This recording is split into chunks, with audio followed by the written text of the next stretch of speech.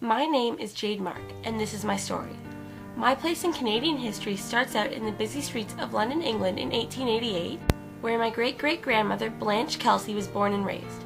Blanche was an only child. In late 1905, my great-great-grandmother decided to move to Canada. Many English citizens have moved because of overpopulation in England or the ongoing economic hardships that were brought on by a poor harvest season, but this was not the case.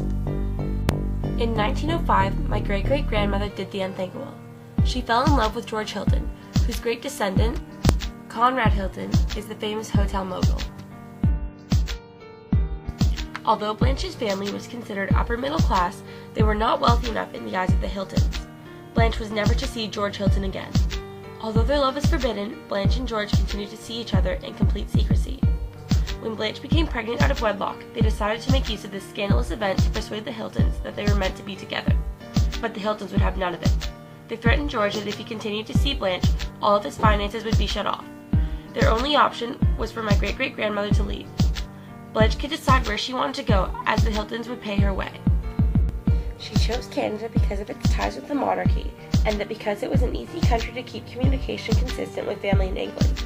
Blanche got on a boat that was headed towards the eastern coast of Canada.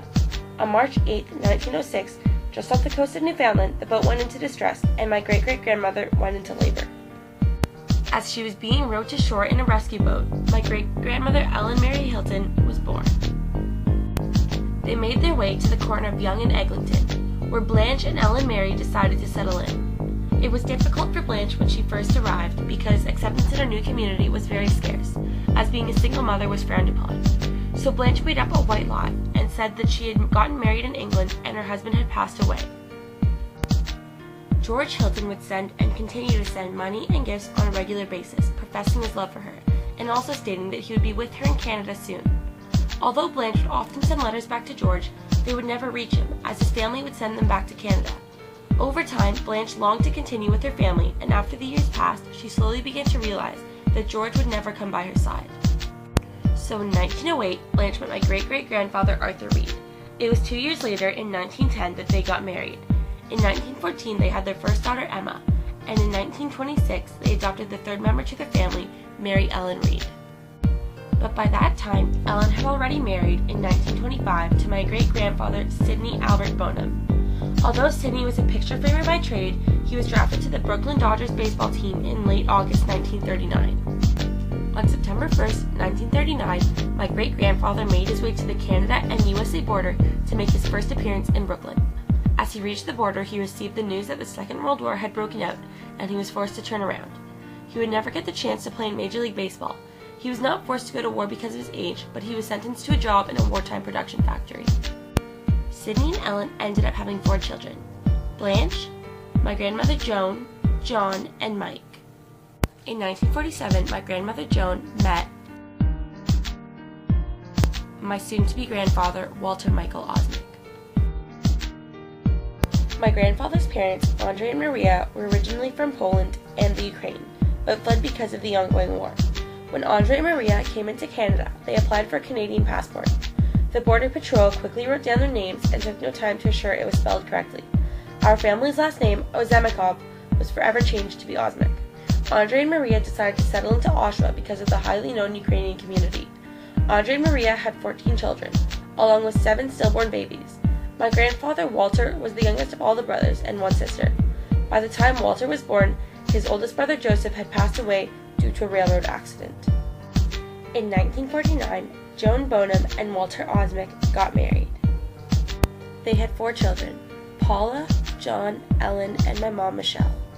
At just 8 years old, my mom found out that my grandmother had breast cancer. The doctors told her to stop working and smoking, and they also mentioned that she would only have 2 more years to live at the most. Yet, she ignored their precautions and continued with her daily life.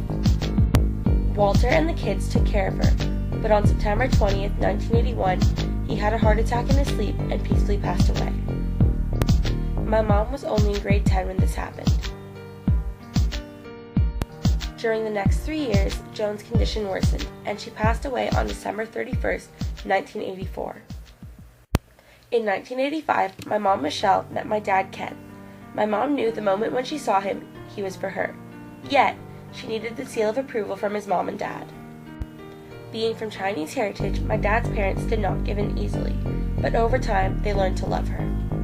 My parents got married May 29, 1993 in Scarborough, Ontario. On October 1st, 1996, I was born. I have two brothers, Drake, who was born on February 24th, 1999, and my brother Ty, who was born on July 11th, 2000. We were all born in Scarborough, but soon moved to Markham. In the near future, I hope to help fund the cure for breast cancer and to participate in the 60-kilometer walk that both my aunts and my mom have participated in. I also plan to achieve my lifelong goal of becoming a vet. Although my roots are firmly planted, my place in Canadian history has not yet been set. But wherever I go and whatever I do, I will remember where I came from and the importance of my family.